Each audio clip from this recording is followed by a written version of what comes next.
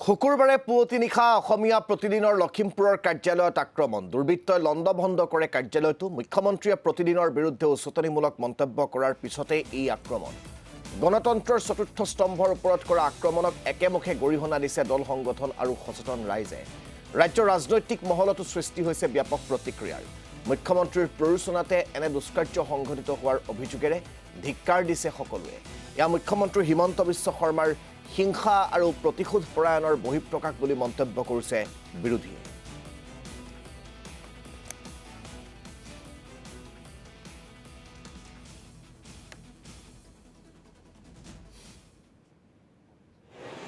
সংবাদ মাধ্যমক এখন গণতান্ত্ৰিক ৰাষ্ট্ৰত ইয়াৰ চতুৰ্থ স্তম্ভ বুলি গণ্য কৰা হয় আৰু যেতিয়া এই চতুৰ্থ স্তম্ভৰ ওপৰত আক্ৰমণৰ ঘটনাৰ দৰে বাতৰি যেতিয়া প্ৰকাশ পায় এইটো আমাৰ বাবে অতি লজ্জাজনক বিষয়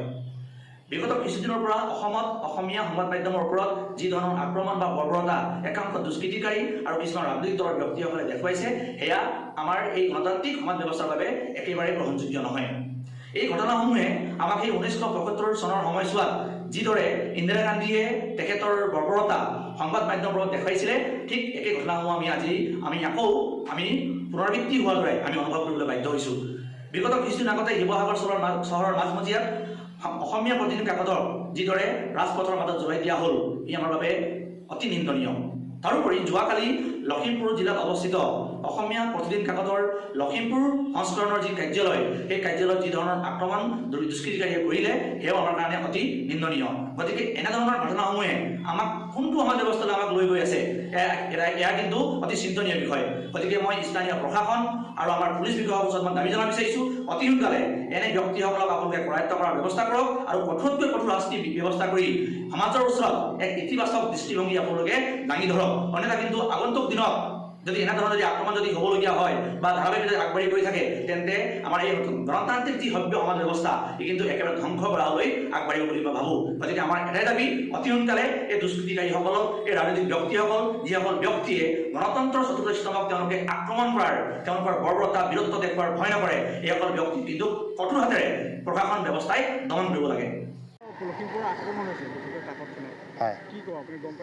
প্ৰথম কথা হৈছে গণতন্ত্ৰৰ চতুৰ্থ স্তম্ভস্বৰূপ সংবাদ মাধ্যমৰ ওপৰত যি দুষ্কৃতিকাৰী আক্ৰমণ এই আক্ৰমণক আমি ছাত্ৰ সন্থাৰ তৰফৰ পৰা খুবেই গৰিহণা দিছোঁ খুব এটা নিন্দনীয় এটা ঘটনা ঘটিছে কিন্তু আমি লক্ষ্য কৰি আহিছোঁ যে দিনক দিনে আগতকৈ আজিকালি কিন্তু সংবাদ মাধ্যমৰ ওপৰত প্ৰশাসনৰে হওক দুষ্কৃতিকাৰীয়ে হওক তেওঁলোকৰ কিন্তু যিটো প্ৰকোপ আক্ৰমণৰ প্ৰকোপতা বৃদ্ধি পাইছে এইটো গণতন্ত্ৰৰ কাৰণে শুভ লক্ষণ নহয় আৰু এই ক্ষেত্ৰত অসম আৰক্ষীয়ে বিহিত ব্যৱস্থা ল'ব লাগে যাতে দুষ্কৃতিকাৰীয়ে কঠোৰ শাস্তি পায় আৰু এই ক্ষেত্ৰতে এটা মই কথা উল্লেখ কৰিব বিচাৰিছোঁ যে সেইদিনাখন কংগ্ৰেছৰ এজন মুখপাত্ৰ পৱন খেৰাই যেতিয়া মুখ্যমন্ত্ৰী আৰু মুখ্যমন্ত্ৰী পত্নীৰ বিৰুদ্ধে কিছু অভিযোগ আনিছিলে কিছুমান সম্পত্তি পাছপৰ্টক লৈ কিন্তু অসম আৰক্ষীয়ে দিল্লীত গৈ পৱন খেৰাৰ ঘৰত গৈ অভিযান চলাইছিলে কিন্তু এতিয়ালৈকে কিন্তু প্ৰতিদিনৰ কাৰ্যালয়ত যি দুষ্কৃতিকাৰী আক্ৰমণ এই ক্ষেত্ৰত কিন্তু অসম আৰক্ষীৰ পৰা আমি কোনো ধৰণৰ পদক্ষেপ বিহিত পদক্ষেপ গ্ৰহণ কৰা আমাৰ পৰিলক্ষিত হোৱা নাই এই ক্ষেত্ৰত আমি আশা কৰিম যাতে অসম চৰকাৰে সেই উৎসাহেৰে যাতে অসম আৰক্ষীয়ে সেই উৎসাহেৰে যাতে প্ৰতিদিনৰ যি কাৰ্যালয়ৰ আক্ৰমণ হৈছে এই দুষ্কৃতিকাৰীক যাতে কৰায়ত্ব কৰাৰ কাৰণে যাতে বিহিত ব্যৱস্থা লয় তাৰ বাবে আমি ছাত্ৰ সন্থাৰ পৰা আহ্বান জনাইছোঁ এই ঘটনাটো আমি তিনিচুকীয়া জিলা সাহিত্য সভাৰ তৰফৰ পৰা